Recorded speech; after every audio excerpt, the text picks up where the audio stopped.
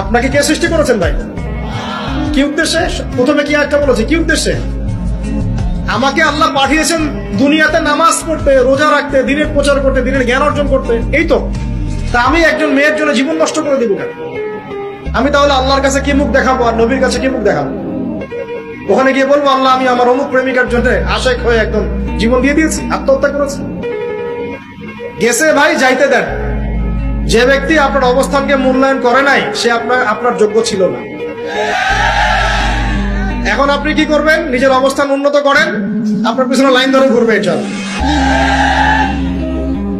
এটাই বাস্তবতা। দুনিয়া খুব খারাপ জিনিস। মানুষ মানুষের অবস্থানকে মূল্যায়ন করে, মানুষ মানুষের অবস্থানকে মূল্যায়ন করে, কিন্তু আল্লাহ রাব্বুল আলামিন আপনাকে সর্বাবস্থায় ভালোবাসেন। এই যে আমরা এখন অনেক পাপ করছি না, আল্লাহ কি আমাদেরকে আযাব দিয়ে ধ্বংস করে দিয়েছে? আল্লাহ পাক এখনো আমাদেরকে ভালোবাসেন, গ্রহণ করেন, অপেক্ষায়। আল্লাহ পাক অপেক্ষা করছেন কখন তওবা করবে, আমি তওবা কবুল করব।